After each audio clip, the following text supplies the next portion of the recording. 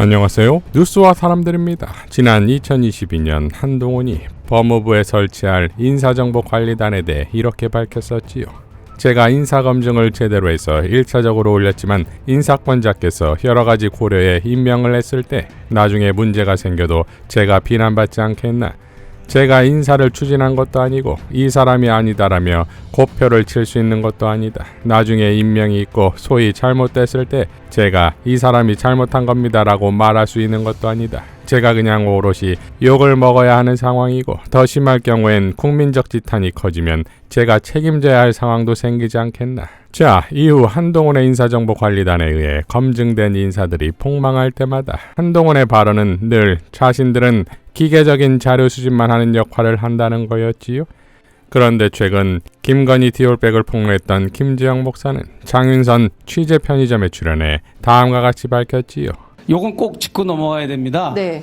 민정수석실이 폐지되면서 그 기능과 역할이 법무부로 이관됐잖아요. 네. 법무부로 이관되면서 장차관이나 고위직을 이렇게 검증할 때 법무부 장관이 이제 마지막 하고 국회 청문회로 넘겼는데 그 과정에서 한동훈은 네. 김건희 여사와 조율을 한 겁니다. 그래서 내가 목격한 것도 네. 내가 보는 앞에서 네. 우리 장 선생님하고 내 거리뿐이 안 되는 거리에서 예. 뭐라고 금융위원으로 임명하라고 하면서 그냥 단순하게 뭐 추천 인물을 뭐 메모로 이렇게 하는 거나 네. 그런 정도가 아니라 본인이 인사권자가 돼가지고 이 주무르는 얘기였어요. 워딩이다.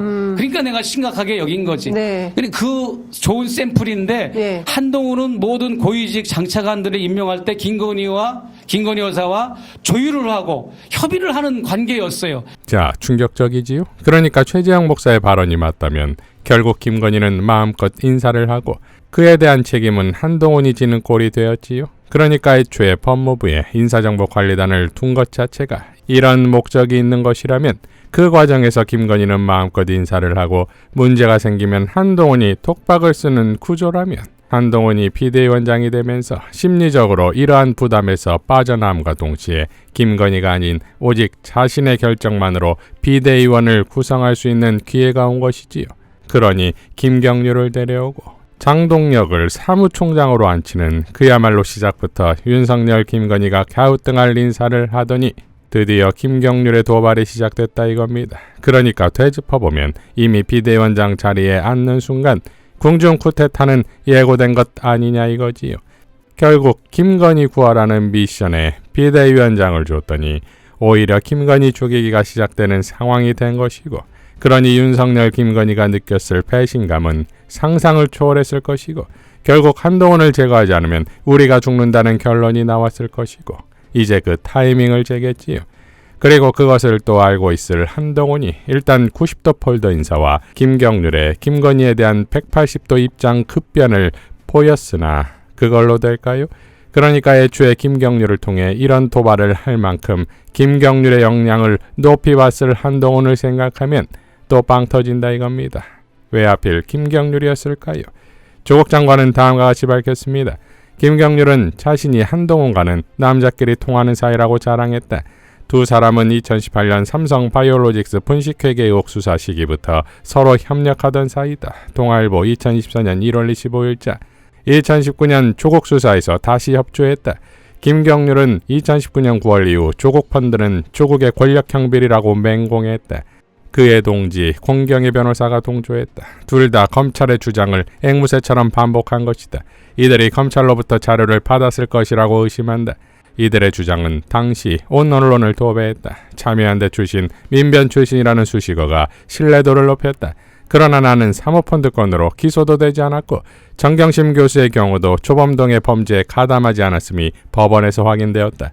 이후 김경률은 윤석열 당선을 위해 뛰었고 윤석열은 감사 표시로 후보 시절 서초동 자택으로 김경률을 초청해 저녁을 대접했다. 조선일보 2014년 1월 25일자. 이랬던 자가 오늘 도이치모터스 주가 조작 사건은 더 밝혀질 것도 논란의 소지가 될 것도 없다라고 주장했다. 1심 법원에서 김건희 공범이 모두 유죄 판결을 받았고 검찰도 김건희 모녀가 23억 원의 이익을 얻었음을 확인했는데도 말이다. 김경률, 왕세자의 숨은 측근으로 여당 비대위원이 되었다가 자신의 현올림으로 충전 심기를 건드리자 이제 충전에게 머리를 조아리며 아부하고 있다 라고 일갈했습니다.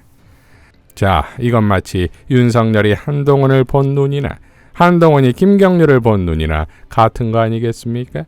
결국 김경률의 입에서 촉발된 이 사건이 잿더미가 된 충남 서천시장에서 엽기적 기획이 나오면서 봉합은커녕 대국민 분노만 터졌지요. 탁현민 전 청와대 의전비서관은 다음과 같이 밝혔지요. 숱한 사안들마다 전 정부를 끌어오면서 왜 이런 일에는 아닥하는지 모르겠다. 대통령의 재현장 방문은 현장을 주의하거나 수습하려 함이 아니다. 당연히 자기 정치적 문제를 진화하는 데 있지도 않다. 재해 현장 지휘는 소방지휘부에 있고 그 수습 또한 현장 지휘가 아니라 행안부 장관의 역할이다. 그럼에도 불구하고 대통령이 현장을 방문하는 이유는 거기 사람들이 있기 때문이다. 국민들이 있기 때문이다. 그들 역시 대통령이 왔다고 뭐가 당장 달라질 거라 기대하지 않는다. 이미 참혹한 현장에 대통령의 말은 너무 늦었고 아무리 준엄한 명령이 있었어도 진화를 돕지 못하리라는 것을 잘 알고 있다. 그럼에도 사람들이 대통령을 기다린 이유는 우리가 여기에 있다. 우리 삶이 여기서 무너졌다. 말하고 싶기 때문이다. 그래서 대통령의 현장 방문은 그 참혹함을 눈으로 쓸어 보는 데 있지 않고 나름의 최선을 다한 소방관들을 다그치는 데 있지 않고 그곳이 삶이었던 사람들의 하소연을 들어주는 데 있다. 분노를 들어주고 절망을 들어주고 사연을 들어주고 다시 이런 일이 일어나지 않도록 대통령이 국가가 정부가 해야 할 일과 할 수 있는 일을 새겨보는 데 있다. 그 자리에서 덧없는 약속이나 대책 없이 대책을 내놓을 것이 아니라 돌아와 대통령의 자리에서 숙고하고 또 숙고하여 더디지만 가능한 일들을 늦었지만 되풀이되지 않을 방안을 만드는 데 있다. 그게 대통령의 일이고 현장을 방문하는 목적이다 라고 일갈했습니다. 자, 서천시장에서 이런 난리를 친 윤석열은 이틀 후 의정부의 한 시장을 방문해 떡이니 오뎅이니 부대찌개니 그야말로 먹방을 찍습니다.